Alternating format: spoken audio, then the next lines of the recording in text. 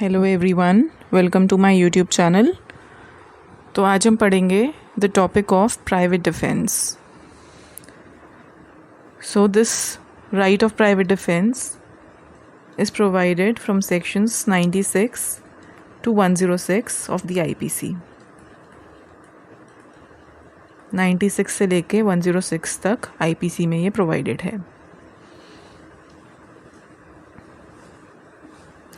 सबसे पहले अगर हम बात करें सेक्शन 96 की, तो सेक्शन 96 एक जनरल डिक्लेरेशन है, एक ऐसा सेक्शन जो कि मियरली ये डिक्लेयर करता है कि when a person is faced with imminent danger then he can exercise his right of private defence. किसी भी एक पर्सन के साथ कोई हमला होता है या फिर कोई वो ऐसी सिचुएशन में होता है कि वो किसी डेंजर में हो, then in that situation he can exercise his right of private defense.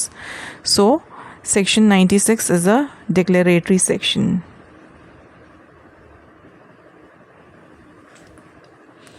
It is a declaratory section.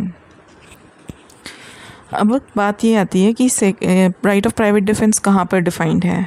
तो एक कोई पर्टिकुलर सेक्शन नहीं है आईपीसी में जहाँ पे कि ये right of private defence defined हो, ना ही इसका कोई अलग से डेफिनेशन दी हुई है और ना ही सेक्शंस 96 से 106 में ये कहीं डिफाइंड है।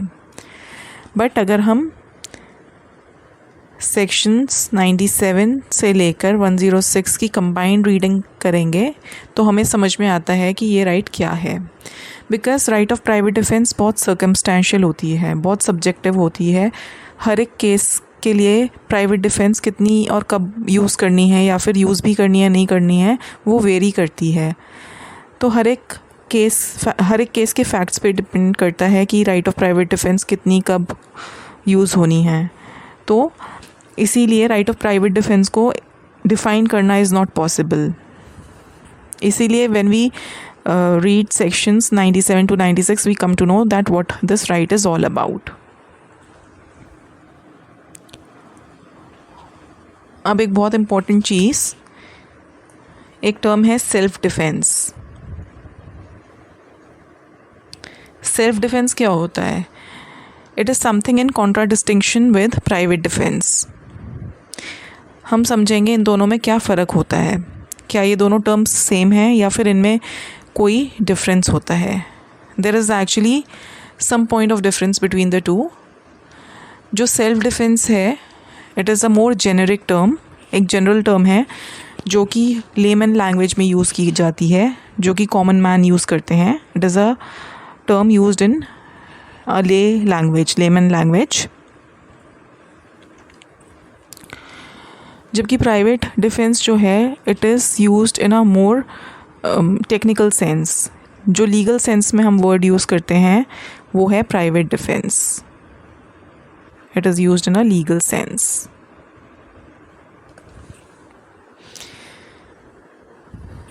उसके अलावा जो सेल्फ डिफेंस है it is narrower in nature as compared to private defense which is broader in nature or wider in nature. कैसे?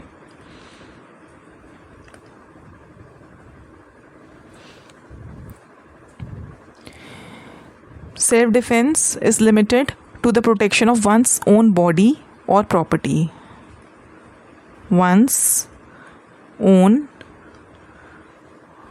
body or property.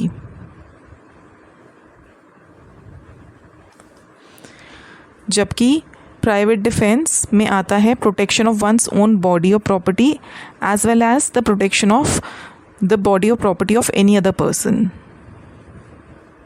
one's own or others. Protection of body or property.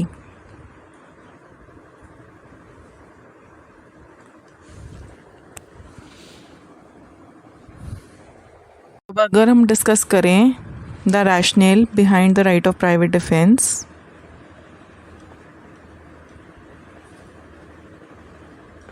तो rational क्या होता है? Rational basically is the logic behind this right or the purpose of this right. तो सबसे पहले आता है इट इज़ अ बेसिक और a natural human right of any person, और ये एक नेचुरल रिफ्लेक्सिव एक्शन होता है। इट इज़ अ नेचुरल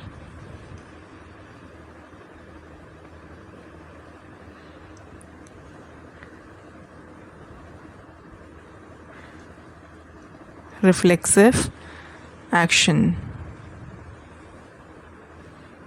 जिसका मतलब होता है कि अगर आपके पे कोई हमला करता है, कोई अटैक करता है, and you exercise your right of private defence, then it is a reflex, it is a response to the attack that you have had. जो आप पे अटैक हुआ है उसका एक नेचुरल रिफ्लेक्स एक्शन है ये।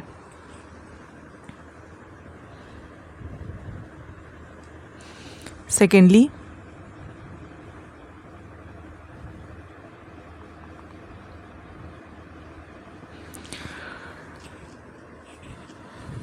this right is defensive in nature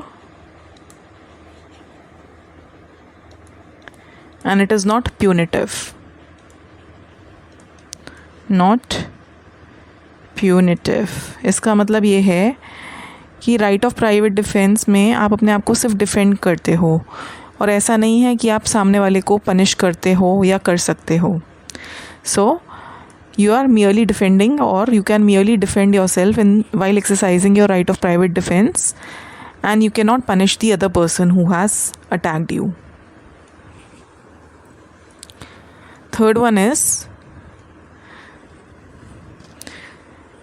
right of private defence जब एक्सरसाइज की जाती है तो उसमें कोई प्री मेडिटेशन नहीं होना चाहिए, कोई प्रायर प्लानिंग नहीं होनी चाहिए।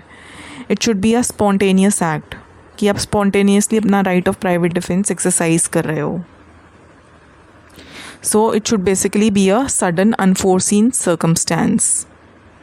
It should be a sudden circumstance.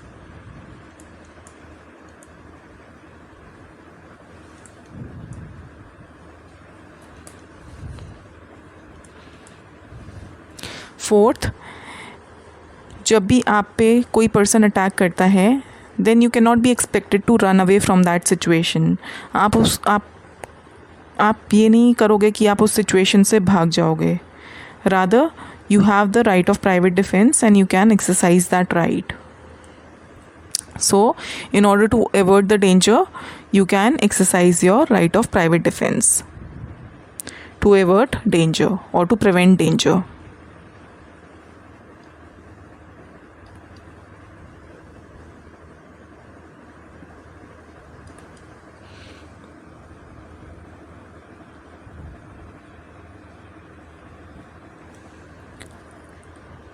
अब बात ये आती है कि आप कितनी right of private defence exercise कर सकते हो, उतनी जितनी रीज़नेबल है।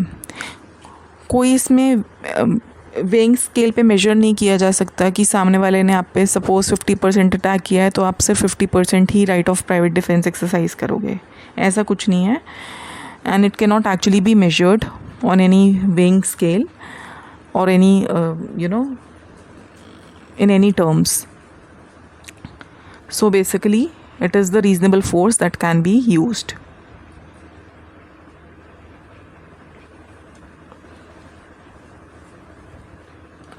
While the exercise of right of private defense. उसके बाद जो right of private defense है is based on the principle of rule of law.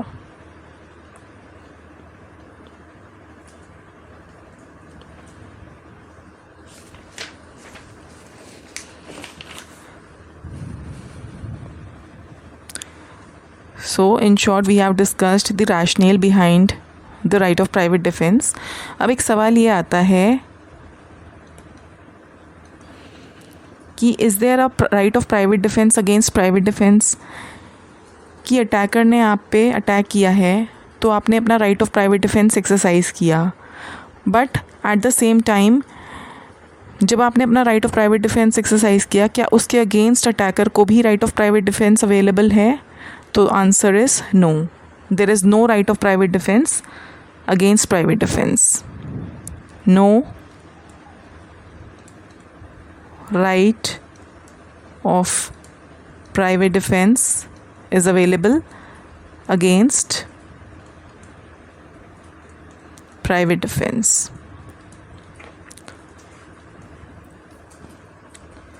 So this was just an introductory class of private defense.